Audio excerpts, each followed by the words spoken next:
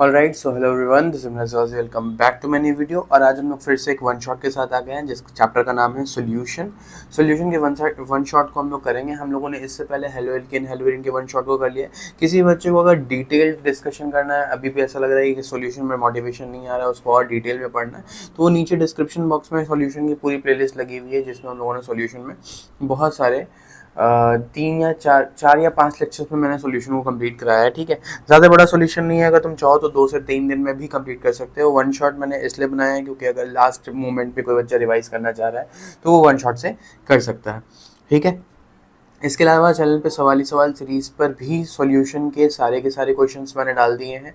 The most important 30 questions की भी series start हो गई है, वहाँ पर भी मैंने डाल दिए हैं क्वेश्चंस। ठीक है, अब जाकर के तुम्हें एक्सप्लोर करना है। और चैनल पे अब आगे जो चीज़ें होने वाली है वो सारे के सारे चैप्टर्स के वन शॉट आएंगे। कुछ दिन में हेलो एल्केन हेलो एरिन तो आ चुका है, एल्कोहल्स आ जाएगा, देन फिनोल एल्डिहाइड आ जाएगा, अमाइंस आ जाएगा, बायोमोलिक्यूल्स आ जाएगा, सॉल्यूशन, इलेक्ट्रोकेमिस्ट्री। इस तरीके से हम लोग सारे चैप्टर्स की वन शॉट डिस्कस कर रहे हैं, सवाल ही सवाल सीरीज़ कर रहे हैं। जनवरी के मंथ में हम लोगों ने कोशिश करेंगे हम लोग एक ऐसी सीरीज लेकर के आए जिसमें 20 most repeated and important questions हम लोग डिस्कस कर रहे हों। बट उसके मैंने वो रखे थे कंडीशन कि अगर हमारे 500 प्लस सब्सक्राइबर होंगे तभी वो सीरीज आ रही होगी। ठीक है, आई बटन पे मैंने लगा रखा है link halo alkane hello Erin के वन शॉट का। ठीक है, उसके अलावा फिर नीचे डिस्क्रिप्शन बॉक्स में भी बहुत सारी चीज़ें हैं। ठीक है, हमारे पेज को ज्वाइन कर सकते हो तुम लोग, इंस्टाग्राम वाले और टेलीग्राम वाले भी। ठीक है, एंड किसी भी बच्चे को कोई डाउट हो तो कमेंट सेक्शन में पूछ सकता है। ठीक है, इसके जस्ट बाद सॉल्यूशन के सारे सवाल ही सवाल सीरीज तुम देख सकते हो। और उसके अलावा थोड़े दिन वेट करोगे तो जनवरी में सवाल ही सवाल सीरीज के अलावा एक 20 मोस्ट इंपॉर्टेंट क्वेश्चंस जो कि मोस्ट चांस है कि वो क्वेश्चंस आ रहे होंगे तुम्हारे बोर्ड एग्जामिनेशन में, तो वो भी हम लोग लेकर के आएंगे। ठीक है, तो अब स्टार्ट करते हैं इस चैनल को। सॉल्यूशन नाम है इस वीडियो को, सॉल्यूशन नाम है इस चैप्टर का जो कि वन शॉट होने वाला है। इसे पूरा का पूरा देख लो क्विक रिवीजन के लिए, this is more than enough. ठीक है, सबसे पहले हम लोग डिस्कस करेंगे सॉल्यूशन का मतलब क्या होता है। डेफिनेशन ये है सॉल्यूशन की कि solutions are homogeneous mixture of 2 और मोर देन 2 कंपोनेंट्स। 2 या 2 से ज़्यादा कंपोनेंट के लिए जो चीज़ होती है वो होती है सॉल्यूशन। ठीक है, होमोजीनियस मिक्सचर और हेट्रोजीनियस मिक्सचर बचपन में पढ़ा था। होमोजीनियस मिक्सचर वो सारे मिक्सचर होते हैं जो यूनिफॉर्म होते हैं through out the solution, through out the mixture या थ्रू आउट द सॉल्यूशन। और इसे हम लोग कहते हैं होमोजीनियस सॉल्यूशन। कई बार तुमसे homogeneous solution, homogeneous mixture straight forward पूछ लिया जाता है, तो डेफिनेशन याद रखना। मेनली अगर हम लोग सॉल्यूशन की बात करें तो सॉल्यूशन में मेनली 2 चीज़ें होती है, सोल्यूट और सॉल्वेंट। सोल्यूट वो चीज़ होती है जो कि कम क्वांटिटी में प्रेजेंट होती है, सॉल्वेंट वो चीज़ होती है जो कि ज़्यादा क्वांटिटी में प्रेजेंट होती है। Solute present other than solvent. Solute जो होता है उसको और डेफिनेशन भी ये भी कर सकते हो कि एक तो प्रेजेंट इन लेसर क्वांटिटी हो गया, दूसरा डेफिनेशन ये होता है कि it is present other than solvent. Solvent के अलावा जो भी चीज़ें होंगी उसे हम क्या कहते हैं, सोल्यूट कहते हैं। सॉल्वेंट कैसे फिगर आउट करोगे कि सॉल्वेंट क्या है। सॉल्वेंट सोल्यूशन में बहुत ज़्यादा क्वांटिटी में जो चीज़ होगी वो होता है हमारा सोल्यूशन। ठीक है, सॉल्वेंट सॉरी, ठीक है, जो ज़्यादा क्वांटिटी में हो, किसी सोल्यूशन में जो चीज़ ज़्यादा क्वांटिटी में होती है उसे सॉल्वेंट कहते हैं। ठीक है, बाइनरी सोल्यूशन वो सारे सॉल्यूशन होते हैं जिसमें सॉल्वेंट और सोल्यूट हो सिर्फ। जैसे एग्जांपल होता है सॉल्ट सॉल्यूशन। ठीक है, इसका बेस्ट एग्जांपल है। कुछ कंसंट्रेशन टर्म्स हमें डिस्कस करना है इस चैप्टर में जो कि मोलैलिटी, पार्ट्स पर millions, mass mole fraction, mass percentage and volume percentage, ये सारे के सारे जो कॉन्सेंट्रेशन टर्म्स हैं हमें डिस्कस करना है। और first part of this one shot वो वही होगा हमारा कि हम लोग सारे के सारे कॉन्सेंट्रेशन टर्म्स और उसके बाद उसके कुछ सवाल भी हम लोग डिस्कस करेंगे। ठीक है, मैंने कुछ सवाल ऐसे भी लगाए हैं जो तुम्हें खुद से ट्राई करना है, कुछ सवाल की मैंने सॉल्यूशन ऑलरेडी लगा दिया है, मैं एक्सप्लेन सारे के सारे क्वेश्चंस को कर दूंगा एंड उसके बाद तुम्हें सॉल्व करना है उसको। ठीक है, मोल फ्रैक्शन की अगर हम लोग बात करें तो मोल फ्रैक्शन सबसे पहले हम लोग डिस्कस करेंगे ये सारे के सारे कॉन्सेंट्रेशन टर्म्स को डिटेल में। पहला है मोल फ्रैक्शन। मोल फ्रैक्शन क्या होता है, मोल फ्रैक्शन को डिफाइन कर सकते हो ऐसे कि mole fraction is defined as a ratio of number of moles of component upon total number of moles of all component. उसे कहते हैं हम लोग मोल फ्रैक्शन। मोल जैसे अगर एक सॉल्यूशन, एक बिकर है, इसमें 5-6 तरह की गैसेस है, ले लो। ठीक है, जैसे तुम ए से नोट कर दो B C D E F. ठीक है, अगर तुम्हें निकालना है एक्स ए तो तुम क्या करोगे, एक्स से निकालने का तरीका होता है कि मोल्स ऑफ ए ऊपर लिखो, नीचे लिखना total number of moles. Total number of moles मतलब A plus B plus C plus D, जितनी भी गैसेस है उन सबका। For a binary solution, binary solution वो सॉल्यूशन होता है जिसमें दो चीजें होंगी, सॉल्वेंट प्लस सोल्यूट, और जिसमें जिसके कंपेरेंट यहाँ पे लिख दिया है इन्होंने A एंड B। एक ऐसा सॉल्यूशन जिसमें दो चीजें उसे हम क्या कहते हैं, बाइनरी सॉल्यूशन। बाइनरी सॉल्यूशन का यहाँ पे इन्होंने लिखा है कि कंपेरेंट है उसमें A and B if number of moles of A and B are Na and Nb respectively, ठीक है। Na और Nb जो है वो रिस्पेक्टिवली हमारा मोल्स है किसका, जो भी ए है कंपोनेंट और दो बी कंपोनेंट है उसका, ठीक है। जब हमें एक्स ए निकालना होगा we will write X A is equals to N A upon N A plus N B. N A क्या होता है, moles of A given weight upon molecular weight करके तुम उसे एन को भी निकाल सकते हो। मोल को निकालने का तरीका एकदम सिंपल है, given weight upon molecular weight. जैसे ही करोगे तो तुम्हें मोल्स मिल जाएगा। अब moles of A upon moles of A plus B जब करोगे तो तुम्हें एक्स ए मिल रहा होगा। इसी तरीके से एक्स बी कैसे निकालोगे, moles of B upon moles of A plus moles of B, right. नीचे हमेशा टोटल आएगा, ऊपर जिसके बारे में बातचीत चली होगी जिसका निकालना होगा वो आ जाएगा। तो ये आ गया तुम्हारा एक्स बी। एक और चीज याद रखना, आगे लिखी होगी मैंने, हाँ, similarly X B is equals to N B upon N A plus N B. और एक लॉ होता है या फिर एक बाइनरी सॉल्यूशन के लिए एक पॉइंट भी होता है कि X A plus X B क्या होता है, हमेशा वन होता है। X A plus X B will be one. तो X A plus X B one होता है तो तुम एक्स बी को ऐसे भी तो निकाल सकते हो, वन माइनस एक्स। अगर तुम्हारे पास एक्स ए आ गया है तो वन माइनस एक्स ए कर दो, तुम्हारे पास जो चीज मिलेगी वो एक्स बी मिलेगी। क्लियर। इसका मतलब है कि सर एक्स ए और एक्स बी दोनों ही जो होगा वो वन से छोटा होगा क्योंकि दोनों मिलकर के वन बना रहा है, राइट, ठीक है। देन ये दूसरा, ये तो मोल फ्रैक्शन पहला पार्ट था हमारा। दूसरा पार्ट हमारा मास परसेंटेज। मास परसेंटेज में ऊपर भी वेट और नीचे भी वेट। ऊपर आ जाएगा उस कंपोनेंट का वेट, ठीक है, नीचे आ जाएगा पूरे के पूरे सॉल्यूशन का वेट। तो mass percentage of a component is mass of that component in the solution upon total mass into 100। इन सारे सॉल्यूशंस को बस ध्यान, इन सारे के सारे फॉर्मूलास को बस ध्यान रखिएगा। आगे किसी भी पॉइंट में, किसी भी सवाल में ये अचानक से आ जाते हैं कि भैया बता दो मास परसेंटेज क्या होता है, तो तुम तभी बता पाओगे जब तुम्हें वो याद होगा, ठीक है। जैसे 10% ऑफ ग्लूकोज इन वाटर का मतलब क्या होता है कि 10 ग्राम ऑफ ग्लूकोज जो है वो डिसॉल्व है 90 ग्राम ऑफ वाटर में टू फॉर्म 100 ग्राम का सॉल्यूशन, ठीक है। 10% ऑफ ग्लूकोज का है ना। और मास बाई मास की बात करें तो इसको 10 ग्राम कर दो। अब जो बचा 90 ग्राम वो क्या होगा, 90 ग्राम सॉल्वेंट होगा। क्यों, क्योंकि सॉल्वेंट प्लस सॉल्यूट मिलकर क्या बनता है, ये सॉल्यूट हो गया। सॉल्यूट प्लस सॉल्वेंट मिलकर क्या बनता है, सॉल्यूशन। तो सॉल्यूशन कितने का होगा, 100 ग्राम का, ऑब्वियसली, है ना, ठीक है। वॉल्यूम परसेंटेज को देखो, वॉल्यूम परसेंटेज ऊपर भी वॉल्यूम नीचे भी वॉल्यूम, ऊपर वॉल्यूम ऑफ कंपोनेंट नीचे वॉल्यूम ऑफ सॉल्यूशन देखो, और इनटू 100 से करना होता है क्योंकि परसेंटेज निकालना है। तो वॉल्यूम परसेंटेज ऑफ कंपोनेंट, इसको किसी ने अजीब फेक से लिख दिया है, मैं लिख देता हूँ यहाँ पे, आ जाओ, ठीक है, अभी चलेगा। और इसको मैं पूरा थोड़ा इधर कर देता हूँ, हो गया मसला।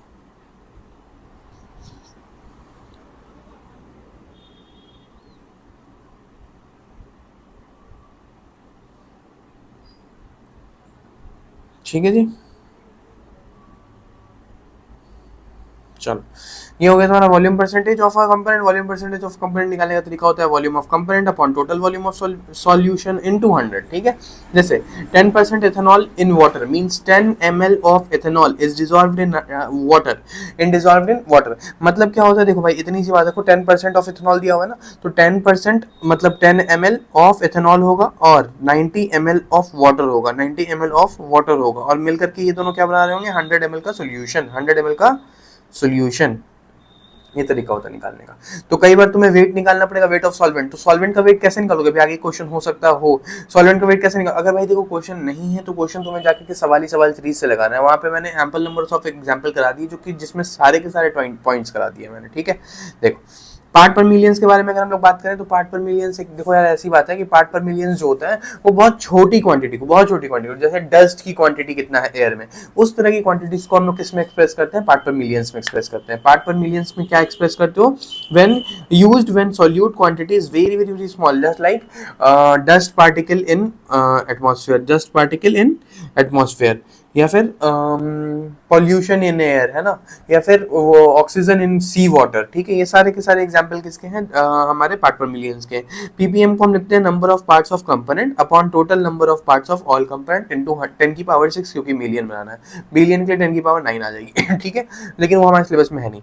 5.8 gram of O2 is dissolved in sea, मतलब क्या, वो 5.8 ग्राम ऑफ O2 है सिर्फ पूरे के पूरे सी वाटर में, और सी वाटर का वेट कितना है, 10 की power 6 gram of sea water. तो मतलब उतने बड़े सी वाटर में तिंडी सी जो है तुम्हारा क्या है, 5.8 ग्राम जो क्या है, ऑक्सीजन है। तो मतलब बहुत छोटी क्वांटिटी को जब हम एक्सप्रेस करते हैं, बहुत छोटी क्वांटिटी को एक्सप्रेस करते हैं तो हम उसे किस में लिखते हैं, पीपीएम में लिखते हैं। सर ऐसी जरूरत क्यों थी, क्योंकि देखो बेटा अगर तुम्हें लिखना है, मान लो जैसे कि तुम्हें लिखना है 0.000008887 gram of pollution in 1000 gram of, let's say 1000 मैंने तो बहुत छोटा ले लिया, 1000 ग्राम ऑफ एयर।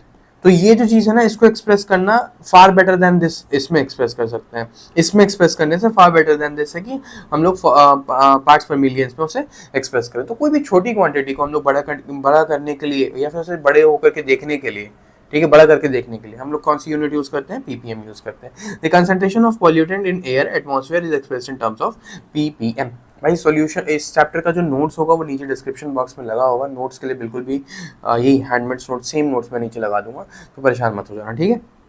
मोलारिटी की अगर बात करें, it is defined as the number of moles of solute dissolved in 1 litre of solution. याद रखना ये डेफिनेशन बहुत इंपॉर्टेंट है। मैं थोड़ा सा इसे जूम कर दे रहा हूँ, बहुत छोटी सी डेफिनेशन लिख दी है मैंने यहाँ पे, इसको इधर कर देते हैं, थोड़ा बड़ा कर देते हैं इसको, ठीक है, कुछ ज़्यादा बड़ा कर दिया मैंने, ठीक है, लेकिन चलो यही सही है तुम्हारे लिए। अब जो है यहाँ पर ये भी लो, इसको यहाँ पे इसकी यूनिट लिखी है मैंने, चलो इसको यहाँ रखते हैं, थोड़ा सा जूम कर, चलो भाई। तो ये हो गया, it is defined as the number of moles of solute dissolved in 1 litre of solution. उसे हम लोग क्या कहते हैं, मोलारिटी। मोलारिटी को दिखाते हैं किसको, कैपिटल एम से। Capital M will be equals to number of moles of solute. Moles of solute मतलब N, N will be equals to W upon M W. M W क्या है, molecular weight of that component, वो W क्या है, wait. थोड़ा fast हो रहा है क्या, अगर फास्ट हो जाए तो भाई थोड़ा स्पीड कम कर सकते हो, या फिर अगर किसी को स्पीड कम लगी हो तो बढ़ा भी सकते हो, ठीक है। इंपॉर्टेंट बात ये है कि 1 शॉट है, तो हमें जल्दी से सारे चैप्टर को, सारी चीज़ों को 1 घंटे के अंदर में कंप्लीट करना होता है, तो टाइम लग जाता है, इसलिए मैं थोड़ा सा फास्टली बता रहा हूँ। तो किसी बच्चे को दिक्कत हो वो दोबारा से देख सकते हो, ठीक है। ओके, सो मोलारिटी को कैपिटल एम से दिखाते हैं, and number of moles of solute upon volume of solution. Volume of solution कई बार घुमाने के लिए तुम्हें मास दे दिया जाता है और डेंसिटी दी जाती है, तो निकाल लेना भाई, क्योंकि हमें पता होता है density is equals to mass by volume. तो यहाँ से तुम वॉल्यूम निकाल सकते हो, volume will be equals to mass by density, तो तुम्हारे को मिल जाएगा वॉल्यूम। वो वॉल्यूम यहाँ पुट कर देना, याद रखना हमेशा लीटर्स में पुट करना, अगर नहीं हो एमएल में हो तो 1000 से डिवाइड कर लेना to convert it into litres. याद रखिएगा ये सारी चीज़ों को, ठीक है। अगर एमएल में जैसे 600 ml दिया हो अगर, तो 600 ml हो गया तो 1000 से डिवाइड कर दो, it will convert to litre, it will convert to 0.6 litre, है ना।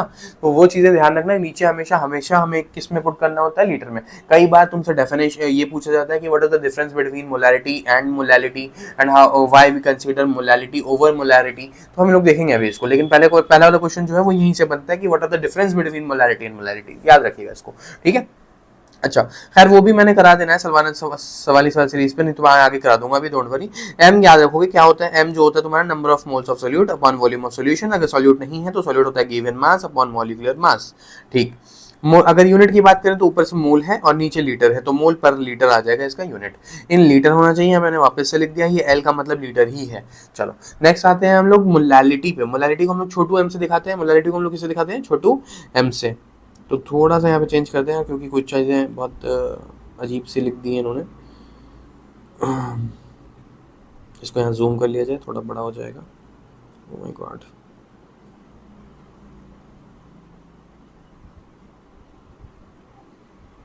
चलो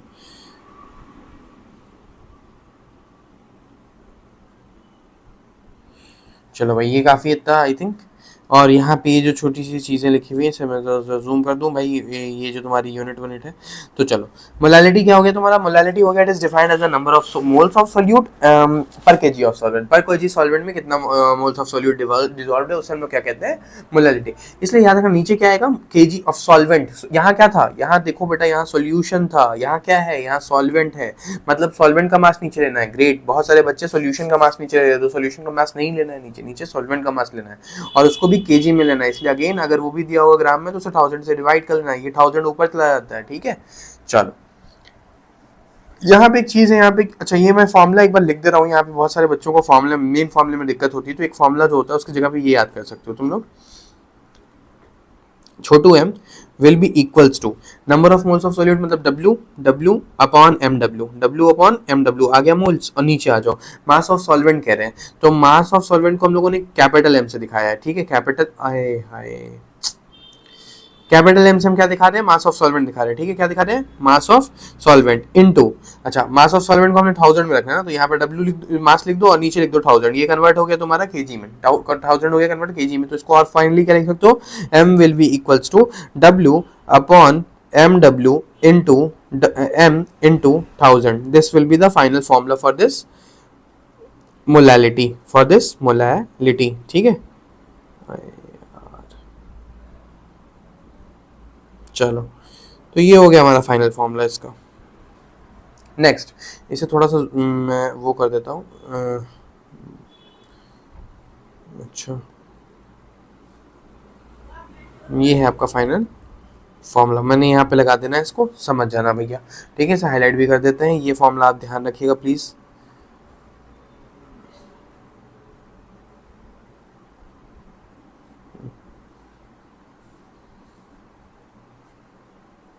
चलो डन, ठीक है। नेक्स्ट, और यहाँ पर भी मैं उसका फॉर्मूला वापस से लिख दे रहा हूँ। कैपिटल एम का फॉर्मूला क्या हो जाएगा, capital M is nothing but given mass by molecular mass W upon M W upon यहाँ पे क्या लोगे, वॉल्यूम लोगे, वॉल्यूम ऑफ सॉल्यूशन अपॉन 1000। तो इस फॉर्मूले को हम लोग फाइनली क्या लिख सकते होते हैं, capital M will be equals to W upon M W into volume into 1000, this is our formula. इसमें थोड़ा सा फॉर्मूला जो है वो इनअप्रोप्रिएट लग रहा है, तो इसे इधर ले आओ, ठीक। अब इसको भी मैं मार्क कर दे रहा हूँ, बट डिफरेंट कलर से कर दे रहा हूँ भाई, तुम लोगों को डाउट ना आ जाए यार।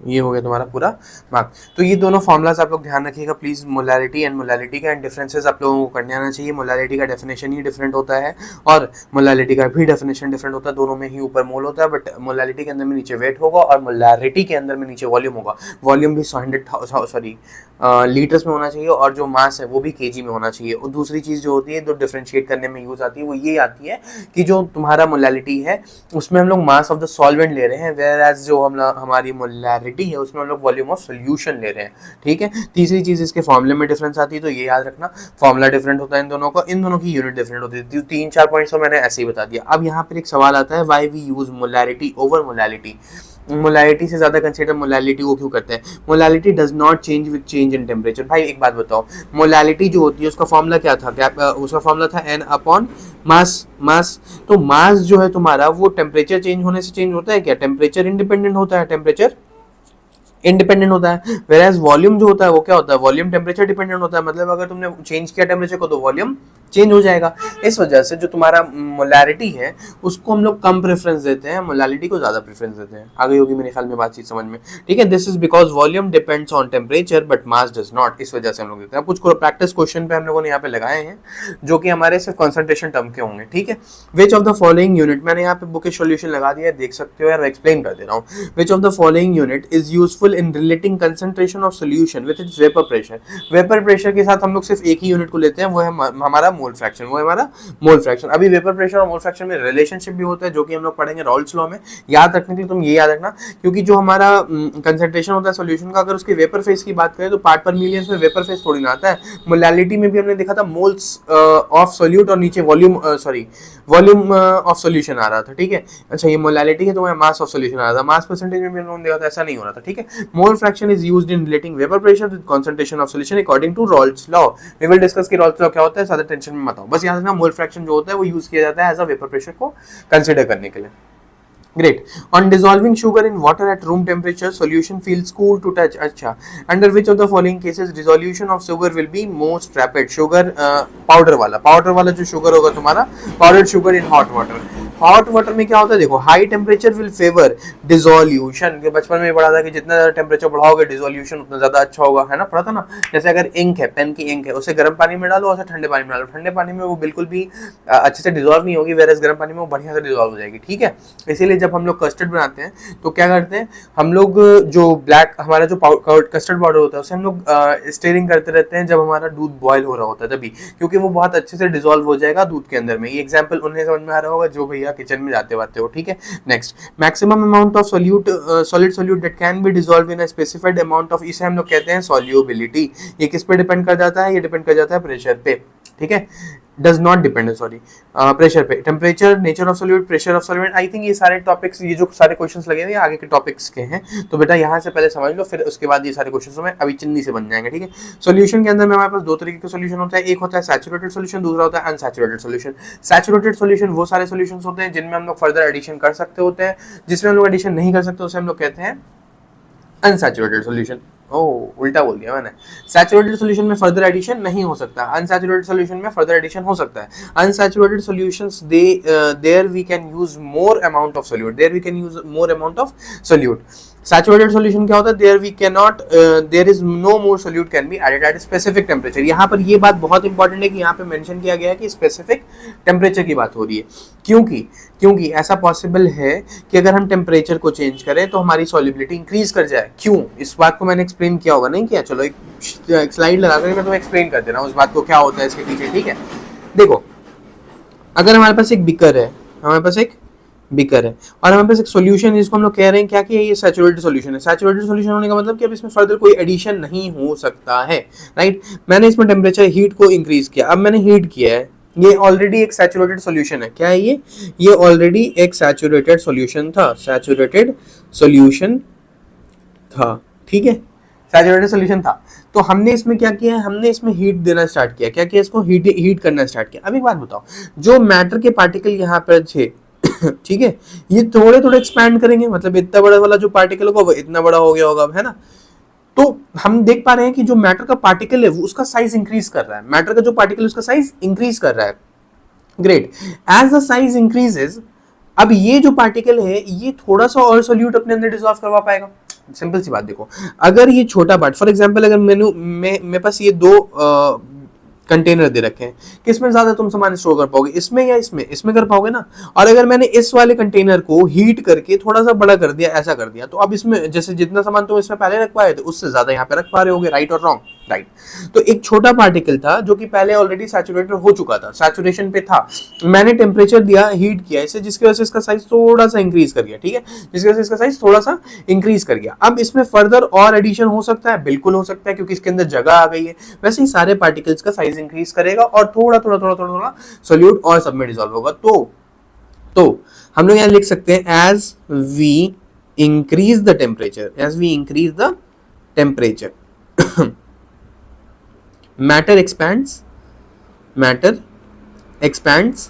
and dissolve more solute and hence become unsaturated solution।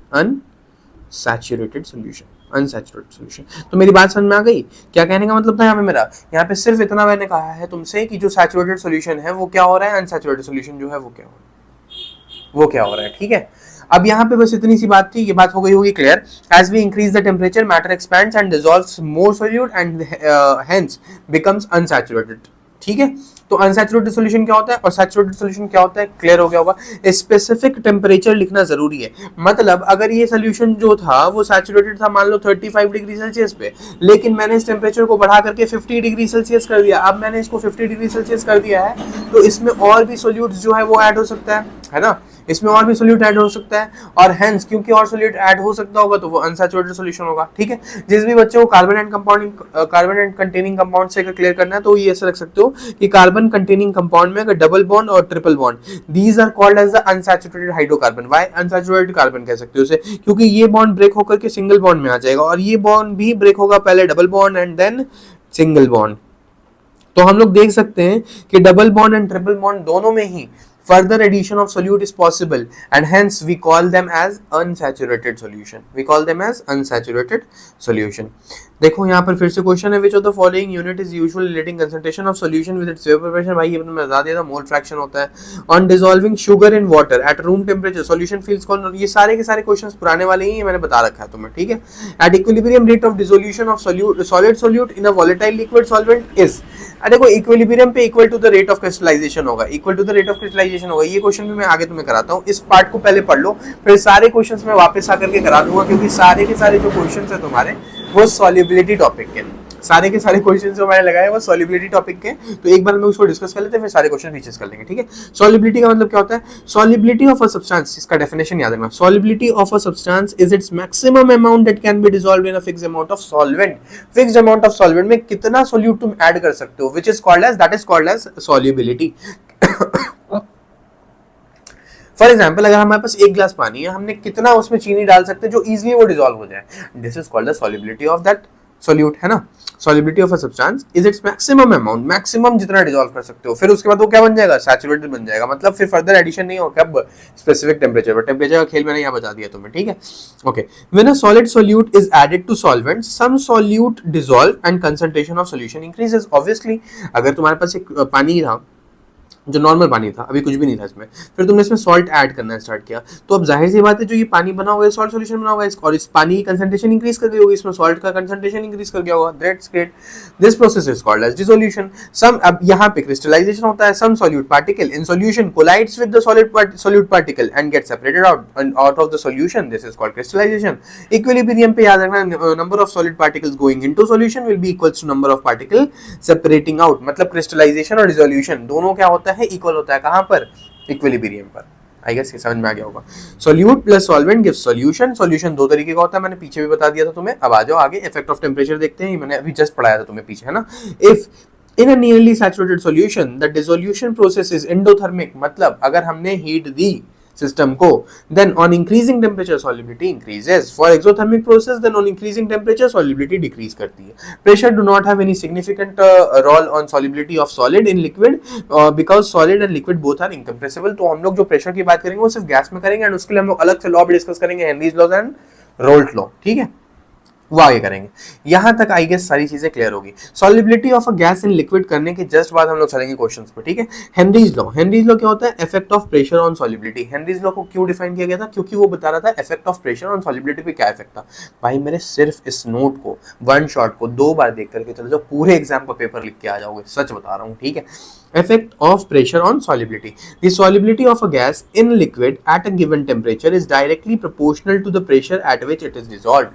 क्या कहा मैंने, ये डेफिनेशन है इसकी, ये इसका स्टेटमेंट है, स्टेटमेंट कई बार लिखने के लिए आता है, स्टेट हेनरीज लॉ, ठीक है। अगर होगा तो सवाल सीरीज में मैंने डाल भी दिया होगा, या फिर आगे क्वेश्चन में होगा। The solubility of a gas in a liquid at a given temperature is directly proportional to the pressure at which it is dissolved. If we use mole fraction as a solubility, mole fraction को हम लोग क्या दिखा, solubility gas की किस में दिखाओगे, किसी न किसी कंसंट्रेशन यूनिट में, तो हमने कौन सी कंसंट्रेशन यूनिट की यूज की, मोल फ्रैक्शन। कौन सी यूज की है, मोल फ्रैक्शन, ठीक है। तो mole fraction x of a gas in solution as a measure of its solubility, then P is directly proportional to x. Partial pressure of a gas P is equals to KH time x. यहाँ पे हमारा formula बना, क्योंकि P जो था वो directly proportional mole fraction के। As the pressure increases, mole fraction, या फिर as the mole fraction of a gas increases, या फिर if anything is increases, pressure will increases. So we can write P is equals to KH times x. What is this KH? KH is a Henry constant. KH is a Henry constant. अब इस Henry constant के बारे में भी बहुत सारी important point होती है, वो क्या है, देखो हेनरी लॉ कांस्टेंट KH जो होता है, KH is a function of a nature of gas, means that different guys have different KH value. Different gas की KH की वैल्यू जो होगी वो हमारी क्या होगी, डिफरेंट होने वाली है, ठीक है। Okay, higher the value of KH lower the solubility, मतलब ये इन्होंने स्टेटमेंट हमें दे रखा है ऑलरेडी, हेनरी साहब ने बताया था कि जितना हाई वैल्यू होगी KH की, मतलब KH जो है वो इनवर्सली प्रोपोर्शनल है x के। सर x क्यों, क्योंकि तुम्हें अभी बताया था मैंने, सॉल्युबिलिटी को हम लोगों ने किस में मेजर किया है, मोल फ्रैक्शन में। मोल फ्रैक्शन में हमने किसको मेजर किया है, सॉल्युबिलिटी को, मतलब जितना ज्यादा मोल फ्रैक्शन उतना ज्यादा सॉल्युबिलिटी, ठीक है। तो ये कह रहे हैं कि KH की वैल्यू जितना हाई होगी उतना लोअर होगी उसकी सॉल्युबिलिटी, ठीक, मतलब KH जो है वो इनवर्सली प्रोपोर्शनल है x के, ठीक है। चलो नेक्स्ट। अच्छा, अगर हम यूनिट की बात करें KH की, तो यूनिट जो प्रेशर की होती है वही, जैसे टॉर, पास्कल, यही सब, एटॉमिक प्रेशर, ATM, टॉर, ये सारे के सारे एग्जांपल। अब हमने देखा कि KH जो है वो इनवर्सली प्रोपोर्शनल है 1/x के, और यहाँ पे साफ साफ कहा गया है कि टेम्परेचर जो है वो डायरेक्टली प्रोपोर्शनल है 1/x, सॉरी KH के डायरेक्टली प्रोपोर्शनल है टेम्परेचर, KH के डायरेक्टली प्रोपोर्शनल टेम्परेचर, और KH जो है वो इनवर्सली प्रोपोर्शनल है 1/x के। इसका मतलब है टेम्परेचर भी 1/x के इनवर्सली प्रोपोर्शनल होगा। मतलब सर आप ये कह रहे हो कि अगर हम लोग टेम्परेचर को बढ़ाएंगे तो मोल फ्रैक्शन डिक्रीज करेगा, ग्रेट, टेम्परेचर को बढ़ाओगे तो मोल फ्रैक्शन डिक्रीज करेगा। इसीलिए कहते हैं कि एक्वेटिक लाइफ जो होती है वो कोल्ड वाटर में मोर कंफर्टेबल होती है देन वार्म वाटर। क्यों, वार्म वाटर का टेम्परेचर ज्यादा था, वार्म वाटर का टेम्परेचर ज्यादा था, तो मोल फ्रैक्शन क्या होगा, कम होगा सर, टेम्परेचर ज्यादा था, मोल फ्रैक्शन कम। इसका मतलब है कि सर जो भी वार्म वाटर होगा उसमें ऑक्सीजन का जो ऑक्सीजन की जो कंसंट्रेशन होगी वो कम होगी, राइट। तो जब ऑक्सीजन कम होगा पानी में तो फिश को ऑक्सीजन कम मिलेगा ना, एंड जब उसके लिए दिक्कतें होंगी, है ना। तो बात को ध्यान रखो कि as we increase temperature mole fraction decreases. So as we increase temperature for higher temperature, मतलब 100 डिग्री सेल्सियस वाले पानी में ऑक्सीजन का कंटेंट कम होगा, इसलिए फिश जो है वो 100 डिग्री सेल्सियस वाले पानी में और 50 डिग्री सेल्सियस वाले पानी में 50 वाले में ज्यादा कंफर्टेबल रहेंगी, क्योंकि 50 वाले में टेम्परेचर कम है एंड हेंस मोल फ्रैक्शन ज्यादा है। समझ में आ गया होगा। यहाँ पे मैंने लगाया भी ये पॉइंट्स, अभी देखते हैं उसको एक सेकंड में, ठीक है। और यहाँ पे एक और इम्पोर्टेंट पॉइंट था ना, कुछ नहीं, चलो ठीक। T is inversely means that solubility of a gas increases with decrease in temperature. This is the reason why O2 is getting more dissolved in cold water than in warm water. So aquatic lives are more comfortable in cold water than in warm water. खत्म। This is all about the Henry's law. Application क्या है Henry's law का? Henry law का application होता है first to increase the solubility of CO2 in soft drink and soda water. The bottle is sealed under the high pressure. बोतल को हम लोग अंडर हाई, क्योंकि हाई प्रेशर से क्यों पुश करते हैं? क्योंकि CO2 जो है वो अच्छे से पूरी जगह डिसॉल्व हो जाए। अच्छे से डिसॉल्व होने के पीछे रीजन ही तो यही है कि जितना ज्यादा टेम्परेचर तुम बढ़ाओगे उसके dissolve increase the solubility, solubility को इंक्रीज करना था। हम लोग जो CO2 को पैक करते हैं बहुत हाई प्रेशर के साथ पैक करते हैं, जितना ज्यादा प्रेशर बढ़ाओगे उतना ज्यादा मोल फ्रैक्शन डिसॉल्व होगा, यही तो पढ़ा था हेनरीज लॉ में, P is directly proportional to X। अगर प्रेशर बढ़ाया हमने, CO2 का प्रेशर हम लोग बढ़ाएंगे जब तो जाकर के CO2 अच्छे से डिसॉल्व होगा कोल्ड ड्रिंक के अंदर में, ठीक है। Next, at higher altitude the partial pressure, कुछ लोगों को एल्टीट्यूड सिकनेस होता है भाई, ठीक है। एल्टीट्यूड सिकनेस को मतलब कहते हैं जब तुम धरती माँ से, ठीक है, अर्थ से ऊपर जाओगे ना तो ऑक्सीजन का कंटेंट कम होता है, ठीक है। जब ऑक्सीजन का कंटेंट कम होता है तो तुम्हारे, जब तुम सांस लोगे तो ऑक्सीजन कम अंदर जाएगा, और जब अंदर कम जाएगा तो वो ब्लड के साथ कम रिएक्ट करेगा, एंड हेंस हमें कोई डिजीज होती है जिसे हम कहते हैं क्लिम्बर्स, ठीक है। कॉजेस क्लिम्बर्स। सिम्टम क्या होता है इसका climbers is the symptom of anoxia disease होती है, ठीक है। बायोलॉजी के बारे में ज्यादा मालूमात नहीं है, ठीक है। लो ब्लड ऑक्सीजन को हम लोग कहते हैं, लो ब्लड ऑक्सीजन की वजह से जो चीज होती है वो क्लिम्बर्स होती है, और क्लिम्बर्स सिम्टम है किसका? Symptom of a condition known as anoxia. Anoxia का एक सिम्टम है क्या? क्लिम्बर्स। क्लिम्बर्स कब दिखते हैं तुम्हें? जब तुम्हारा जो ब्लड है उसमें ऑक्सीजन का कंटेंट कम हो जाता है। कब होगा? जब तुम हाई एल्टीट्यूड पे जाओगे और सांस लोगे, वहां पे ऑक्सीजन ऑलरेडी कम था तो नीचे आओगे तो ऐसी चीजें होंगी, ठीक है।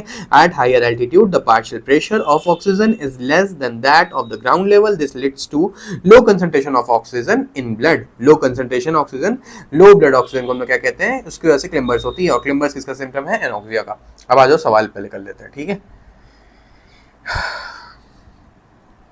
ओके, अब ये क्वेश्चन समझ में आ गया होगा। Which of the following unit is useful in relating concentration of solution with respect to mole fraction? हो गया था यार। On dissolving sugar in water at room temperature solution feels cool down to touch, under which of the condition causes dissolution of sugar will be most rapid? Dissolution किस में ज्यादा होगा? जब तुम पाउडर लोगे, देखो यहाँ पे लिखा हुआ use the concept of solubility and effect of temperature on solubility.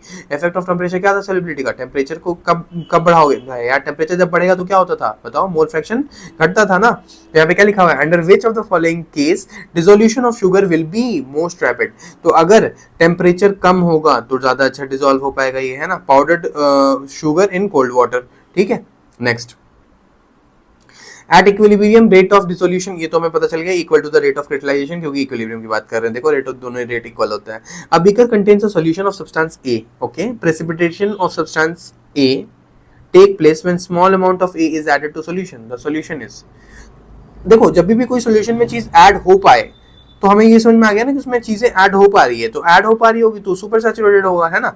When solute is added to the solution, three cases में भी अराइज। पहला, it dissolves into solution, then solution is unsaturated, अगर डिसॉल्व हो गया, और अगर वो नहीं डिसॉल्व हो पाया तो इसका मतलब सॉल्यूशन सैचुरेटेड है। When solute get precipitated solution, अगर वो प्रेसिपिटेट बना दिया तो वो सुपर सैचुरेटेड होता है।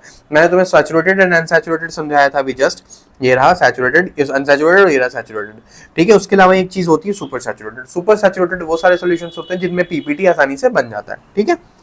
अब आई थिंक ये सारे के सारे क्वेश्चंस क्लियर हो गए होंगे, और यहाँ पर ये वाला टॉपिक भी हमारा खत्म हो गया है, ठीक है। अब हम लोग स्टार्ट करते हैं नेक्स्ट पार्ट, जो कि है vapour pressure of liquid solution. इसका डेफिनेशन याद रखना, the partial pressure of vapour in equilibrium with pure solid और pure liquid at a given temperature, उसको हम लोग क्या कहते हैं? उसको हम लोग कहते हैं vapour pressure of a liquid solution, ठीक है।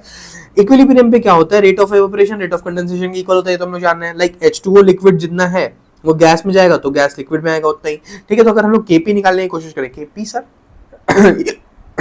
इक्विलिब्रियम कांस्टेंट, ठीक है। तो अगर निकालने की कोशिश करें तो partial pressure of H2O in gas upon partial pressure of H2O in liquid, हमें पता था क्या, लिक्विड और सॉलिड के लिए जो पार्शियल प्रेशर होता है वो 1 होता है, यूनिटी। तो हमने यहाँ 1 पुट किया तो हमें जो हमारा Kp था वो किसके इक्वल मिल गया, पार्शियल प्रेशर ऑफ H2O के इक्वल।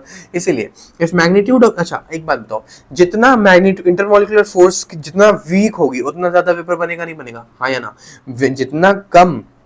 जितना वीक फोर्स लगेगी पानी के बीच में, जितना वीक फोर्स उतना अच्छा वेपर बनेगा, है ना? If magnitude of intermolecular forces in the liquid is smaller than we observe high vapour pressure because loosely held molecules escape more easily into vapour phase. बस अब आ जाओ बॉइलिंग पॉइंट। बॉइलिंग पॉइंट का definition तो clear होगा, वो बचपन वाला डेफिनेशन गलत था जो हमें पढ़ाया गया था कि 100 डिग्री सेल्सियस पे पानी बॉयल करते थे, this is called boiling point. ठीक है, the temperature at which vapour pressure is equal to the atmospheric pressure, external pressure, ठीक है, उसे हम लोग कहते हैं boiling point at liquid having high vapour pressure.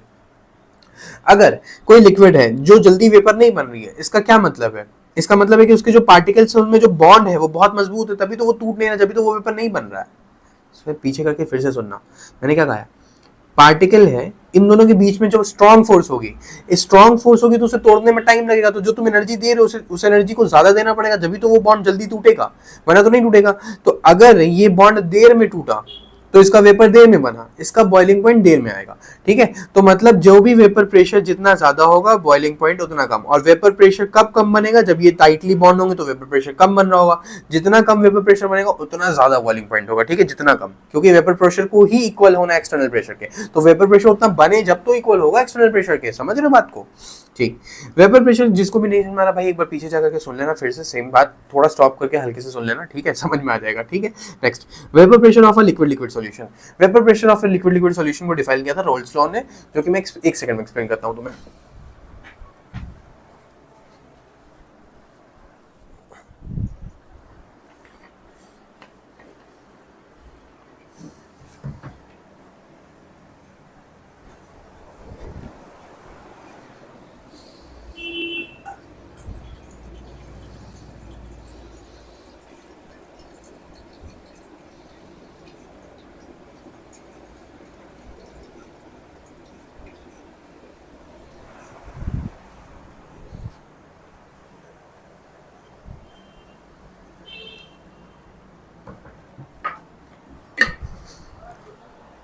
All right, fine आएगा।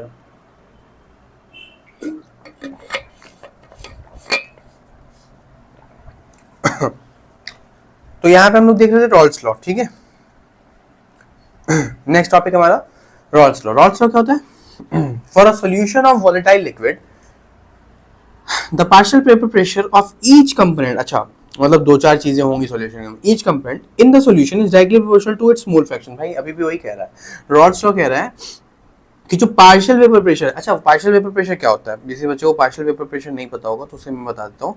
पार्शियल वेपर प्रेशर जैसे अगर एक सॉल्यूशन है, ठीक है, इस सॉल्यूशन के अंदर में दो तीन चीजें रखी हुई है। क्या रखी हुई? दो तीन चीजें रखी हुई है।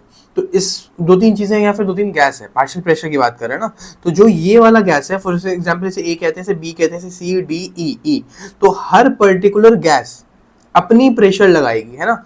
जैसे ए गैस ने अपना प्रेशर कुछ लगाया होगा, बी ने कुछ और लगाया होगा, सी ने कुछ और लगाया होगा, तो इन सबका इंडिविजुअल प्रेशर, इस ए का जो प्रेशर होगा अपना इंडिविजुअल, उसे हम लोग कहेंगे पार्शियल प्रेशर ऑफ ए। और टोटल प्रेशर क्या होता है? इन सब का सम, मतलब P A plus P B plus P C plus P D, इस तरीके से जो चीज हमें मिलेगी वो हमारा क्या हो जाएगा? वो हमारा टोटल प्रेशर हो जाएगा। और पार्शियल प्रेशर हमारा क्या था? पार्शियल प्रेशर हमारा ये था कि भैया अगर एक हमारे पास जो चीज थी उसने कितना फोर्स लगाया उसे हम कहते हैं partial pressure. Clear? I hope ये क्लियर हो गया होगा। ठीक है, इसमें कोई डाउट नहीं होने वाला है।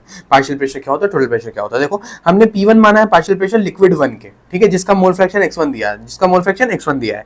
P2 माना है पार्शियल प्रेशर ऑफ लिक्विड 2, जिसका मोल फ्रैक्शन x2 दिया हुआ है। तो हम जानते हैं क्या कि जो पार्शियल प्रेशर 1 था वो डायरेक्टली प्रोपोर्शनल था x1 के, तो P1 जो होगा वो इक्वल्स टू हो जाएगा P नॉट x1 के। अब ये P नॉट क्या है वी विल डिस्कस आगे आगे देखते हैं। वोलेटाइल लिक्विड क्या होता है? The liquid which becomes vapour easily. यहाँ पे वोलेटाइल लिक्विड के बारे में बात की थी, मैंने बताना भूल गया था। ठीक है, अच्छी बात है, इसलिए लिख लिया था यहाँ पे।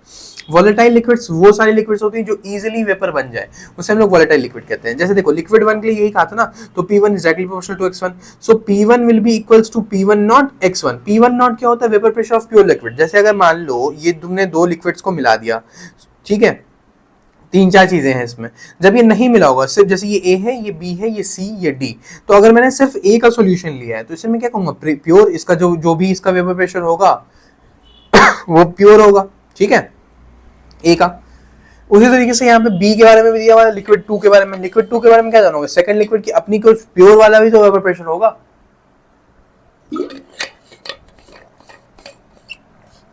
प्योर वाला भी प्रेशर होगा। अच्छा, डाल्टन्स लॉ के हिसाब से क्या होगा, according to Dalton's law of partial pressure the total pressure over solution phase in the container will be equal to the sum of the partial pressure component of the solution। मतलब जो total pressure होता है वो P1 plus P2 के equal होता है। यही मैंने अभी थोड़ी देर पहले बताया था।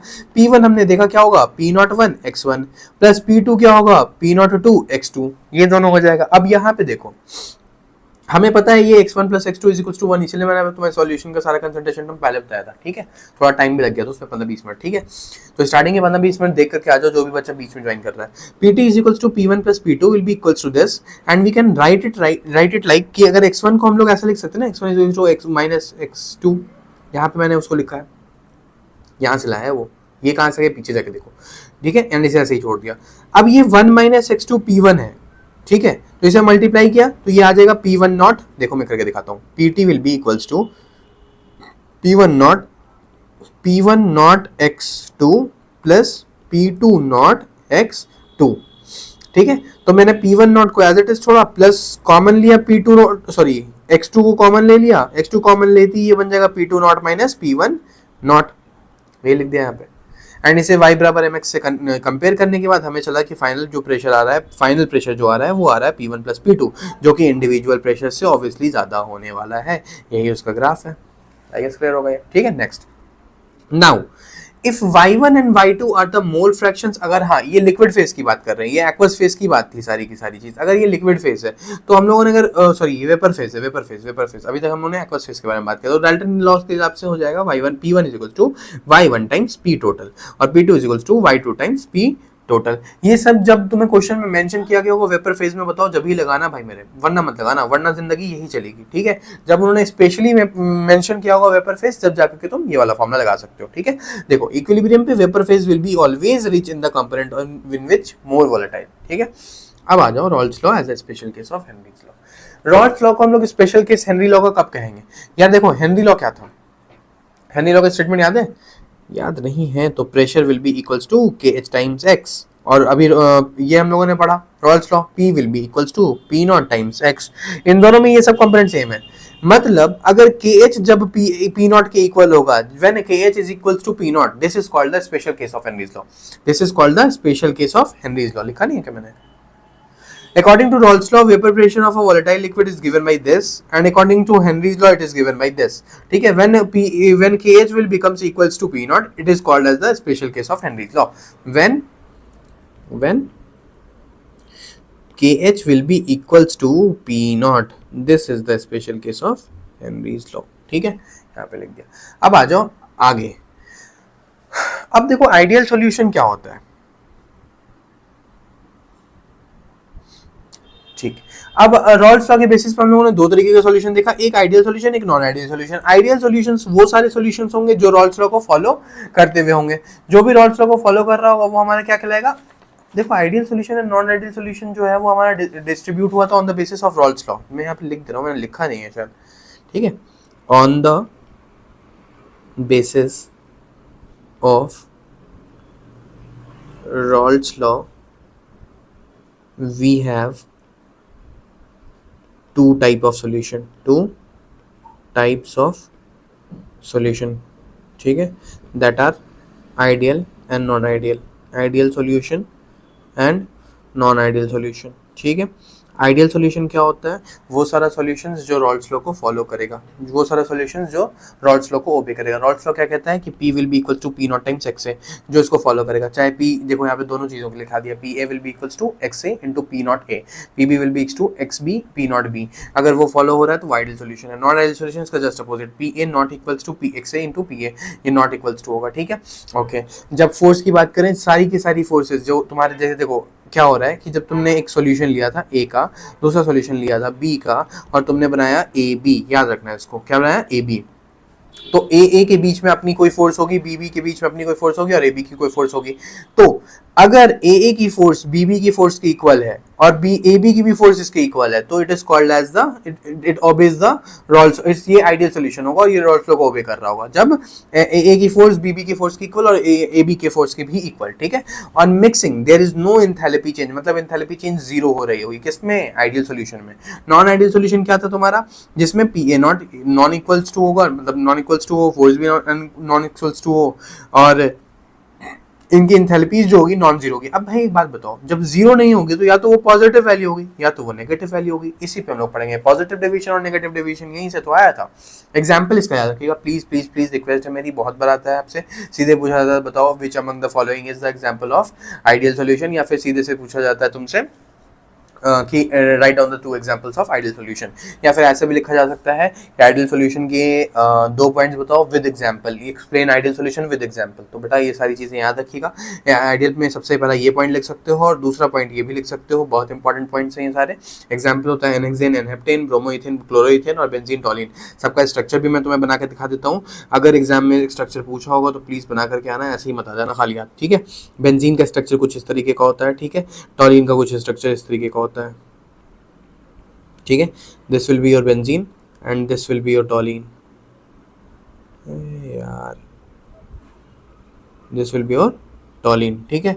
अगर हम लोग बात करें ब्रोमो इथेन, इथेन क्या होता है, दो कार्बन, ठीक है। तो CH3 CH2 और यहाँ पे ब्रोमीन लगा लो, this is your bromoethane. और क्लोरो इथेन भी सेम ही होता है, CH3 CH2 और यहाँ पे Cl लगा लो, तो ये क्रोमो इथेन। एन हेक्सेन मतलब होता है एन हेक्सेन मतलब होता है नॉर्मल हेक्सेन, हेक्सेन का मतलब होता है CH3 CH2 CH2 CH2 and CH2 and then CH3, ठीक है। हो गए तीन और ये तीन, 6 कार्बन हो गया। इस तरीके से हेप्टेन में 7 कार्बन वाला हो जाएगा स्ट्रेट चेन, सेम सही, वो भी नॉर्मल तुम्हारा हेप्टेन हो जाएगा, नॉर्मल हेक्सेन था। यहाँ पे H2 और इथेनॉल, इथेनॉल तो पता ही होगा यार, CH3 CH2OH, ठीक है। कार्बोक्सिलिक एसिड मैंने बना ही दिया, इसको एसिटिक एसिड कहते हैं, एसिटिक एसिड। इससे ज्यादा क्या पूछेंगे भाई, ये होता है तुम्हारा क्लोरोफॉर्म और ये होता है तुम्हारा कार्बन टेट्राक्लोराइड। क्या होता है ये, क्लोरोफॉर्म, क्लोरोफॉर्म, और ये कार्बन टेट्राक्लोराइड, कार्बन टेट्राक्लोराइड। समझ गए होगे मेरे ख्याल में बात। अब आते हैं इन दोनों पॉजिटिव डेविएशन और नेगेटिव डेविएशन। बताया तो मैंने, अगर ये हो सकता है या तो पॉजिटिव हो जाए या तो नेगेटिव हो जाए। जब पॉजिटिव होगा तो कहोगे इसको पॉजिटिव डेविएशन, मतलब क्या होता है इस बात का वो समझो। पॉजिटिव डेविएशन जो मैंने तुम्हें यहाँ बॉक्स बना करके समझाया था, जैसे ये ए वाला बॉक्स था अपना, मतलब ए के मॉलिक्यूल्स थे, बी के मॉलिक्यूल्स के साथ मिक्स करोगे तो बी मॉलिक्यूल की फोर्स होगी और वो बनाएगा क्या, ए बी। तो जब जब जब जब ये ए की फोर्स ज्यादा स्ट्रांग होगी, भाई ए की फोर्स ज्यादा स्ट्रांग हो ए बी से, मतलब जब ए बी फाइनली बन गया सॉल्यूशन, तो ये फोर्स वीक है, मतलब यहाँ पे बहुत सारा वेपर प्रेशर होगा, क्योंकि जल्दी से बॉन्ड टूट जाएगा तो जल्दी से वेपर बन जाएगा और जल्दी से वो बॉयल भी हो जाएगा, है ना। तो जब ए बी की फोर्स वीक होगी, देखो यहाँ पे लिखा है A B interactions are weaker than A and B interaction, due to this vapour pressure increases which results in positive deviation. बता दिया मैंने, ठीक है। नेगेटिव डेविएशन अपोजिट, मतलब जब ए बी वाला जो फोर्स है तुम्हारा, ये ए बी वाला जो फोर्स है ये बहुत ज्यादा स्ट्रांग हो, तो बहुत मुश्किल ब्रेक करना, और जब बहुत मुश्किल ब्रेक करना तो बहुत देर में वेपर बनेगा, बस इसीलिए इसको हम लोग कहेंगे ये वाला कि हमारा ये नेगेटिव डेविएशन है, ठीक है। पॉजिटिव डेविएशन में देखो जो तुम्हारा पी टोटल है, आई थिंक ये गंदा कलर लग रहा है ना बहुत ज्यादा, हटाते हैं इसको, दूसरा कलर लेते हैं इसकी जगह पे। हमारा फेवरेट कलर है ग्रीन, ये प्यारा लगता है, ठीक है। इसको भी हटा देते हैं, सबको हटा देते हैं एक्चुअली।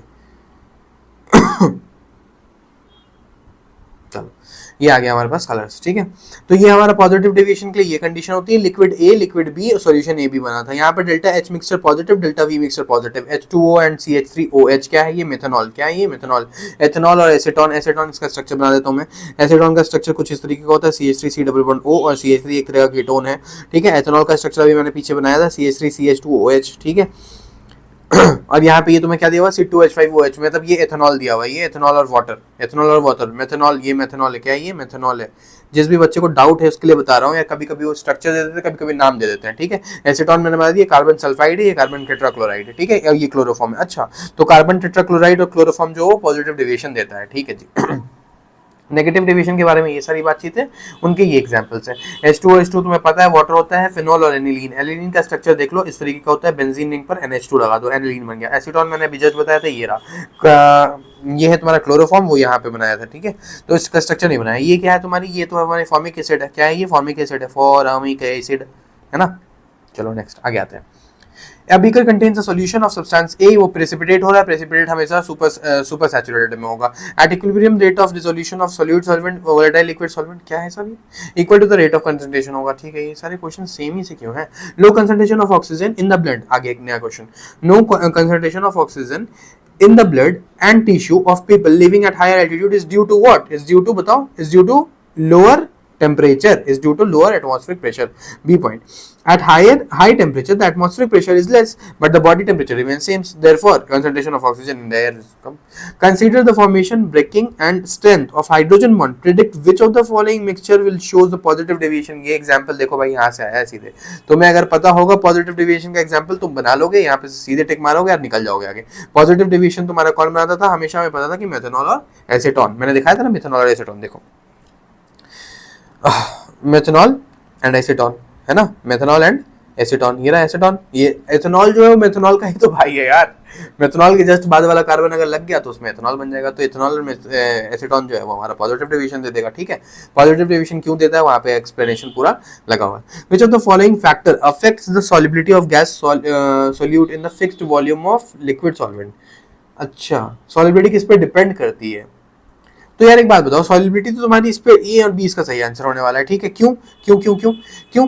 देखो, at constant temperature the solubility of gas solute in liquid depends on the nature of solute. अगर तुम्हारा वॉलेटाइल लिक्विड होगा तो बहुत ज्यादा वेपर्स बनेगा, ठीक है, अगर नहीं होगा तो कम बनेगा। एंड प्रेशर, जाहिर सी बात है प्रेशर पर डिपेंड करेगा। At constant pressure solubility depends upon the nature of solute and temperature. तो nature of solute and temperature ये तुम्हारा दो इंपॉर्टेंट पॉइंट है, फर्स्ट और थर्ड और फर्स्ट और सेकंड, तो तब पे डिपेंड कर रहा है। ठीक है, तो ये ऑप्शन बाकी तो कोई था ही नहीं, तो ये तो गलत हो गया, यही दोनों ऑप्शन से सही है। ठीक है, नेक्स्ट आगे आ जाओ। ये है तुम्हारे एग्जाम्पलर के क्वेश्चन है। Intermolecular force between benzene molecules are nearly of same strength are those of between two molecules for mixture of benzene and toluene। चलो चलो चलो पीछे पीछे पीछे। बेंजीन एंड टॉलिन का है, क्या कहा है? Benzene benzene benzene benzene and टॉलिन। Benzene and टॉलिन क्या शो करता है? Positive deviation. ये क्या था? Ideal solution. ठीक है, बेंजीन एंड टॉलिन। यहाँ पे हमसे पूछा क्या है इन्होंने? बेंजीन एंड टॉलिन यहाँ पे था। हाँ, बेंजीन और टॉलिन के लिए हमसे पूछ रहा है कि डेल्टा एच की वैल्यू 0 होगी, डेल्टा एक्स की वैल्यू 0 होगी, these will form minimum boiling azeotropes, these will not form ideal solution. इसमें गलत पूछा है, क्या पूछा है? Are not true. तो ये है भैया D option. D option not true और सी ऑप्शन भी नॉट ट्रू है। सी ऑप्शन अभी थोड़ी देर में हम लोग पढ़ेंगे कि मिनिमम बॉइलिंग एज़ोट्रोप्स क्या होता है। वैसे तुम्हें ये तो दिख गया था कि ये हमारा क्या था? आइडियल सॉल्यूशन का था। यहाँ पे लिखा हुआ है नॉन आइडियल सॉल्यूशन। ठीक है, अच्छा यहाँ पे लिखा हुआ नॉट फॉर्म आइडियल सॉल्यूशन, हमारा है तो आइडियल सॉल्यूशन का। ठीक है, विच of the following binary mixture will have same composition in liquid vapour phase. अरे यार ये सेम टाइप का क्वेश्चन ही सारा का सारा है, तो तुम लोग अपने से कर सकते हो। What is the significance of Henry's law constant K H? बहुत सिग्निफिकेंस है। Higher the value of Henry's constant lower the solubility. मतलब के एच जितना ज्यादा होगा, के एच इनवर्सली प्रोपोर्शनल होता है एक्स के, तो के एच जितना ज्यादा एक्स उतना कम। Explain the solubility rule like dissolve like. भाई लाइक डिसॉल्व लाइक का क्या मतलब था? देखो, a substance solute dissolve in a solvent if the intermolecular interactions are similar. Intermolecular मतलब अगर जो चीज चार्ज है तो वो चार्ज को ही तो डिसॉल्व करवाएगी ना। For example positive charge negative charge ऐसा कुछ आ रहा है तो यही तो डिसॉल्व होगा। वेयर जो चीज नॉन चार्ज होगी, नॉन पोलर होगी, वो उसमें डिसॉल्व हो जाएगी। ठीक है, what are why are aquatic species, ये सब मैं क्वेश्चन नहीं करवा रहा हूं यार, करा दिया अच्छे से। ठीक है, एज़ोट्रोप्स क्या होता है? Azeotropes are the binary mixtures having same composition in liquid and vapour phase. Liquid और वेपर फेज में जिसका सेम कंपोजिशन होता है उसे हम लोग कहते हैं एज़ोट्रोप्स। ठीक है, एज़ोट्रोप्स में XA will be equals to YA and XB will be equals to YB। वहां पे क्या था? वेपर फेज में। ठीक है, समझ गया ना आइसोट्रोप्स क्या होता है? वेपर फेज और एक्वस फेज में सारी चीजें सेम होने वाली है। वहां पे जो मैंने एक फॉर्मूला करवाया था तुम्हें। ठीक है, isotropes can not be separated into component by fractional distillation. ये मेथड कई बार आ सकता है। आइसोट्रोप्स भी दो तरीके का बनता है, एक minimum boiling and maximum boiling. ठीक है, मिनिमम बॉइलिंग आइसोट्रोप्स क्या होता है? The solution which shows large positive deviation from Lord's law forms large positive deviation. मतलब वो बहुत तेजी में बनेगा, तो मैक्सिमम बॉइलिंग पॉइंट वहीं तो आएगा, मिनिमम बॉइलिंग पॉइंट वहीं तो आएगा। मिनिमम बॉइलिंग पॉइंट का क्या मतलब है? कि जो सॉल्यूशन है वो तुम्हारा तुरंत बॉयल कर जाएगा। जो सॉल्यूशन है तुम्हारा वो तुरंत बॉयल कर जाएगा। अगर सॉल्यूशन तुरंत बॉयल कर रहा है, सोचो जरा, सॉल्यूशन तुरंत बॉयल कर जा रहा है, इसका मतलब इनकी फोर्स जो होगी बहुत कम होगी, है ना, और इसका जो वेपर प्रेशर होगा बहुत ज्यादा होगा। ये तो लिखा हुआ है the solution which shows large positive deviation. Large positive deviation, positive deviation क्या था? कि जल्दी जल्दी वेपर बन जाए भी। ठीक है, forms minimum boiling isotropes at a specific composition. Example दिया हुआ है, इसको मैं पहले चेंज कर ले रहा हूं, पूरा कलर है ये।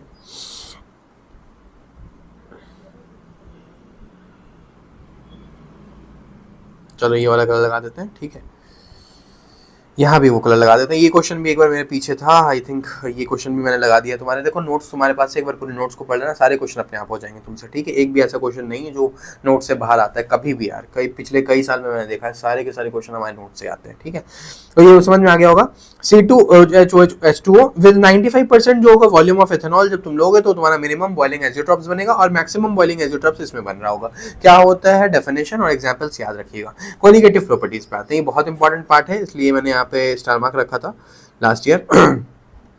याद रखो, the properties of solution which depends only on the number of solute particle is called as the colligative properties. Colligative properties जो होती है number of particle in solution के डायरेक्टली प्रोपोर्शनल होती है और मॉलिक्यूलर मास के इनवर्सली प्रोपोर्शनल होती है, ठीक है। चार तरह की कॉलिगेटिव प्रॉपर्टी डिस्कस करनी है, relative lowering in vapour pressure, depression of freezing point, elevation in boiling point और ऑस्मोटिक प्रेशर। चारों को डिटेल में डिस्कस करना है, हम लोगों ने डिटेल में डिस्कस किया है यहाँ पे, ठीक है। सबसे पहले ये चेंज कलर को चेंज कर लो यार, ये अजीब सा लगता है, ठीक है। यहाँ पे हम लोग ग्रीन लगा देते हैं, ग्रीन। ये वाला कलर भी अच्छा लग रहा है लेकिन ये हो सकता है लाइट आए तुम्हारे उस पर, चलो इसको लाल को ले लेते हैं, ठीक है। चलो व्हेन नॉन वोलेटाइल, अच्छा relative lowering in vapour pressure. एक बात बताओ, मैं 2 मिनट में समझाता हूँ, फिर डिफरेंशियल लिखा हुआ है। जैसे एक बिकर है, इसमें पानी है, इसमें पानी है सिर्फ इसे तुम हीट कर रहे हो, इसे तुम हीट कर रहे हो। एक और बिकर है, इसमें पानी है और इसमें तुमने क्या डाल दिया है, इसमें क्या डाल दिया तुमने, ईटा डाल दिया। ईटा होता है ईट, ब्रिक्स डाल दिए तुमने, क्या डाल दी, ब्रिक्स। अब एक बात बताओ, ये जो सरफेस पानी का था, जो इस वाले में सिर्फ पानी ने लिया था, यहाँ पे ईटे ने भी ले लिया है। तो जो तुम हीट कर रहे हो तो थोड़ी एनर्जी ब्रिक्स में जा रही है, लेकिन वो वेपर तो नहीं बन रहा है ना। ब्रिक्स वेपर बनता है क्या, नहीं बनता है। तो जो चीज वेपर नहीं बनती है उसको क्या कहते थे, उसको कहते थे नॉन वॉलेटाइल सॉल्यूट, है ना। जो चीज वेपर बन जाती है उसे कहते हैं वॉलेटाइल सॉल्यूट, जो ना बने वो नॉन वॉलेटाइल सॉल्यूट। तो ये तो बिल्कुल नहीं बनेगी, वेपर बनेगी, और लेकिन इसने जगह पानी के लिए रखी है, तो इसकी वजह से इसमें क्या हो रहा है, इसमें वेपर प्रेशर कम हो जाएगा ना, क्योंकि जो जगह यहाँ पे पानी ने ली थी और हीट होते ही वो वेपर बना था, वो यहाँ पे है ही नहीं। वहां पे तो ईटा ने, जो ब्रिक्स है उसने जगह ले ली। अब यहाँ पे वेपर बन ही नहीं पा रहा, जब वेपर बन ही नहीं पा रहा तो आगे बात कहाँ से होगी, नहीं हो पाएगी ना, ठीक है। तो यहाँ पे लिखा हुआ है व्हेन अ नॉन वॉलेटाइल मतलब जो वेपर ना बन पाए, solute is dissolved in a solvent, vapour pressure of the solution becomes lower than that of the pure solvent which is known as relative lowering in vapour pressure. इसी को हम लोग क्या कहते हैं, relative lowering in vapour pressure कहते हैं, ठीक है। x1 क्या है, मोल फ्रैक्शन ऑफ सॉल्वेंट है, और x2 क्या है, मोल फ्रैक्शन ऑफ सॉल्यूट है। Then the vapour pressure of the solution will be P1 is equals to x1 P0। हम लोगों ने पीछे पढ़ लिया था वेपर प्रेशर के बारे में, ठीक है। अब एक बात बताओ कि तुम्हारा जो प्रेशर का चेंज आया है वो यहाँ पे है। अगर मान लो P0 जो तो तुम्हारा वो कब का प्रेशर था, प्योर सॉल्वेंट का, और जो P है वो कब का है, जब तुमने उसे मिक्स कर दिया नॉन वोलेटाइल सॉल्यूट के साथ में। तो जो रिडक्शन आया, कितना प्रेशर घटा, है ना। यहाँ पे प्रेशर ज्यादा था, यहाँ पे कम था, कितना घटा, this is called delta P P0 minus x1 P0, यहाँ से आ गया P0 1 माइनस x1, इतना प्रेशर घटा है। और डेल्टा P2 लिखोगे तो वही आ जाएगा सेम। तो मतलब relative lowering in vapour pressure will be equals to delta P। कितना रिलेटिव लोअरिंग, रिलेटिव जब भी निकालते हैं तो नीचे हम लोग पहले का लगाते हैं, मतलब प्योर का लगाते हैं, तो नीचे प्योर का लगा दो। यहाँ से आ जाएगा क्या, P minus P0, sorry P0 ज्यादा पड़ा है ना, तो P0 minus P upon x, P0 खत्म। this and this will be equals to x2 and this will be equals to n2 upon n1 plus n2। अच्छा, आप डाइल्यूशन अगर कर दें, डाइल्यूट कर दें सॉल्यूशन को, तो n1 जो होगा वो बहुत ज्यादा हो जाएगा ना n2 से, तो नीचे वाला जो n2 है वो गायब हो जाएगा, मतलब ये n1 n2 upon n1 बन जाएगा फाइनल। और उसको लोग यहाँ पे फॉर्मूला सब्स्टिट्यूट करेंगे और बहुत कुछ निकाल सकते हैं। This is all about the relative lowering in vapour pressure which was the first colligative property, ठीक है। सेकंड कोलिगेटिव प्रॉपर्टी है elevation in boiling point, elevation of boiling point, boiling point का बढ़ जाना। एक बात बताओ, ये था पानी, वही एग्जांपल लूंगा बार बार, ये था पानी और ये दूसरा सॉल्यूशन था जिसमें हम लोगों ने ब्रिक्स भी डाल दी थी, ब्रिक्स को भी डाल दिया था। अब तो इसे हीट करोगे जल्दी बॉयल कर जाएगा क्योंकि पानी है, इसका अपना फोर्स है, लेकिन ये नहीं बॉयल करेगा ना जल्दी, क्योंकि इसमें ईटा है, वो एनर्जी बहुत सारी ले रहा है और वो थोड़ी ना कभी जिंदगी में वो वेपर नहीं बनेगा, तो वो तो फिजूल की एनर्जी ले रहा है ना हमारी, ठीक है। तो यहाँ पे देखो, as we know boiling point of a liquid is a temperature at which its vapour pressure will be equals to atomic pressure या atmospheric pressure. The boiling point of a solution is always higher than the boiling point of the pure solvent. I agree. जब तुमने non volatile चीज डाल दी तो solution का जो boiling point होगा तो ज्यादा ही होगा ना सॉल्वेंट से, in which the solution is prepared. This is because of the vapor pressure of solution at a given temperature is found to be lower than the vapor pressure of the pure solvent at the same temperature. Simple सी बात है भाई, 2 minute के पीछे जाके video को सुन लेना, जो मैंने कहा है वही इंपॉर्टेंट बात है कि अगर तुमने इसमें सिर्फ पानी लिया, हीट करोगे, आसानी से बॉइलिंग पॉइंट अचीव हो जाएगा, लेकिन यहाँ पर वो चीज़ नहीं हो पाएगी। क्यों? क्योंकि जो तुम्हारा सॉल्यूशन है उसके अंदर में एक ब्रिक है जिसने बहुत सारी एनर्जी ले ली है, इस वजह से इसका बॉइलिंग पॉइंट देर में आएगा, क्योंकि वेपर प्रेशर देर में बनेगा। इसीलिए हम लोगों को पहली प्रॉपर्टी से दूसरी प्रॉपर्टी रिलेटेबल होती है, ठीक।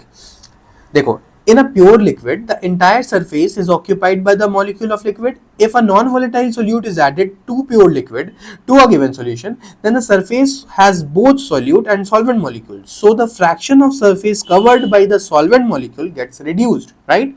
So the fraction of surface covered by the solvent molecule get reduced. So the number of solvent molecules keeping from the surface is reduced, and the vapor pressure also reduced. और vapor pressure जब घट गया तो boiling point बढ़ जाएगा, ठीक है, यही तो पढ़ा था. नाउ अगर हम लोग टीबी नॉट कहते हैं बॉइलिंग पॉइंट का प्योर सॉल्वेंट का, और टीबी को कहते हैं बॉइलिंग पॉइंट ऑफ सॉल्यूशन, तो जो एलिवेशन इन बॉइलिंग पॉइंट होगा, एलिवेशन मतलब कितना डिफरेंस आया, उसे हम कहेंगे delta TB, which will be equals to TB minus TB naught. क्यों? टीबी नॉट जो होगा वो बॉइलिंग पॉइंट है सॉल्वेंट का, जो कि छोटी वैल्यू होगी, जल्दी आ जाएगा बॉइलिंग पॉइंट, और जो टीबी होगा वो ज्यादा वैल्यू होगी, वो देर में बॉइलिंग पॉइंट अचीव हो रहा होगा. That's it. तो TB minus TB naught. Delta TB will be directly proportional. Delta TB is directly proportional molality. ये सारी से सारी प्रॉपर्टी किस पे डिपेंड करती है? मोलालिटी पे, ठीक है. तो मोलालिटी पे डिपेंड की, तो हमने इसे m लिखा, और डायरेक्टली प्रोपोर्शनल, तो यहाँ से एक चीज आ गई kb. कई बार तुम्हारे एग्जाम में पूछा गया कि बताओ kb क्या होता है, तो याद रखना बॉइलिंग पॉइंट एलिवेशन कांस्टेंट या फिर molar elevation constant. Molar elevation constant unit क्या होती है? Kelvin KG mole inverse. Kelvin KG mole inverse किसकी? kb की यूनिट है ये. केल्विन यहाँ से, केजी मोल इनवर्स यहाँ से, मोलालिटी है इसलिए, ठीक है.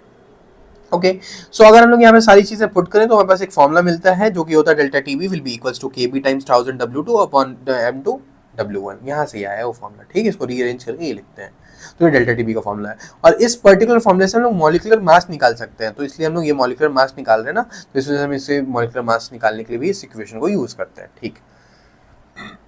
Next, depression of freezing point. The freezing point, depression in freezing point. ये कलर बिल्कुल भी स्क्रीन पे नहीं दिखता है बाद में, तो इसे मैं चेंज कर दूं.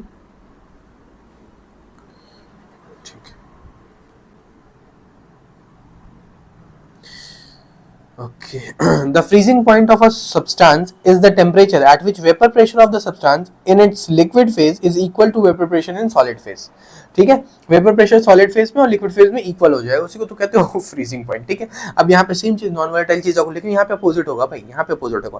ये वाला जो सॉल्यूशन था इसमें सिर्फ वाटर था, तो ये आसानी से फ्रीज कर जाएगा. मतलब ये अगर मान लो 0 डिग्री सेल्सियस पे फ्रीज कर गया, लेकिन ये वाली चीज है उसमें एक नॉन वोलेटाइल चीज है जो कि फ्रीज भी तो नहीं होगी ना जल्दी. अब ये फ्रीज नहीं होगी तो हमें इस सॉल्यूशन को -5 डिग्री सेल्सियस पे, एक एग्जांपल है, -5 डिग्री सेल्सियस पे फ्रीज हो रही है, तो देखो डिफरेंस आ गया ना, सिंपल. तो यहाँ पे क्या हमने देखा, lower than that of the, ये एक्सप्लेनेशन है इसका. तो delta TF will be equals to TF naught minus TF. TF naught क्या होता है? Freezing point of pure solvent, जो कि एक ज्यादा वैल्यू होगी, जैसे अभी हम लोग देखा 0 डिग्री सेल्सियस पे फ्रीज हो गया था, वेराज ये छोटी वैल्यू होगी क्योंकि सॉल्यूशन है वो देर में फ्रीज होगा, क्योंकि उसमें जो नॉन वोलेटाइल चीज डाली है तुमने वो बाद में फ्रीज हो रही होगी, ठीक. Delta TF is directly proportional to M. Again ये भी मोलारिटी पे डिपेंडेंट है, और यहाँ से ये फॉर्मूला निकल गया. इसे कहते हैं हम लोग केबी को, केएफ को freezing point depression constant, molar depression constant और क्रायोस्कोपिक कांस्टेंट. ये एक इंपॉर्टेंट नाम था क्रायोस्कोपिक कांस्टेंट. उसी जैसा यहाँ पर एक और नाम था इब्लियोस्कोपिक. यहाँ पे मैंने मेंशन नहीं किया, सो मेंशन कर दूं इब्लियोस्कोपिक. आई थिंक एक बार स्पेलिंग चेक कर लेना इसकी, इब्लियोस्कोपिक की EUB है शायद, इब्लियोस्कोपिक, ठीक है. स्कोपिक कांस्टेंट, तो इसका नाम एक और क्या होता है? इब्लियोस्कोपिक कांस्टेंट. इसका नाम क्या होता है? क्रायोस्कोपिक कांस्टेंट, रोने वाला कांस्टेंट, ठीक है. ऑस्मोटिक प्रेशर एंड ऑस्मोसिस क्या होता है? ऑस्मोसिस वो चीज होती है, the process of flow, the process of flow of solvent molecule from solution of lower concentration. देखो यार एक बात बताओ, अगर मैंने यहाँ पर एक अगरबत्ती जलाई है, अगरबत्ती यहाँ पे, तो इस रूम के एंड तक वो स्मेल जाती है ना, तो हम देख रहे हैं कि एक हायर कंसंट्रेशन से चीजें लोअर कंसंट्रेशन में जाती है, नॉर्मल जिंदगी, डिसोल्यूशन वगैरह वाली जिंदगी, ठीक है. वेयर एज ऑस्मोसिस में क्या होता है? लोअर कंसंट्रेशन से चीज हायर कंसंट्रेशन की तरफ आती है, इसे कहते हैं ऑस्मोसिस. खत्म, ठीक है. The process of flow of solvent molecule from solution of lower concentration to solution of higher concentration through SPM, semi permeable membrane. This is called osmosis, ठीक है. The hydrostatic pressure which develops on the account of osmosis. अच्छा, अब osmosis क्योंकि हो रहा है तो osmosis को रोकने के लिए एक सॉल्यूशन साइड पे प्रेशर क्रिएट हो जाएगा, उसे कहेंगे ऑस्मोटिक प्रेशर, ठीक है. The pressure which just stop. अब मान लो, क्योंकि ये देखो मैं यहाँ पे बताता हूँ, जैसे दो बिकर है, ये सॉल्यूशन वाली बिकर थी और ये सॉल्वेंट वाली बिकर थी. हमने क्या देखा? लोअर कंसंट्रेशन किसमें होगा? सॉल्वेंट में. तो सॉल्वेंट से चीजें इधर जा रही है, ठीक है. अब वो प्रेशर जो इस फ्लो को रोक दे, रिवर्स नहीं करे, रोकना है बस कि भाई तुम इधर से इधर आ रहे थे, तुम रुक जाओ, मत आओ इधर, तो उसके लिए यहाँ पे कुछ प्रेशर लगाना पड़ेगा इस साइड जब भी तो ये नहीं आएगी इस साइड, उस प्रेशर को कहते हैं ऑस्मोसिस, ऑस्मोटिक प्रेशर, सॉरी.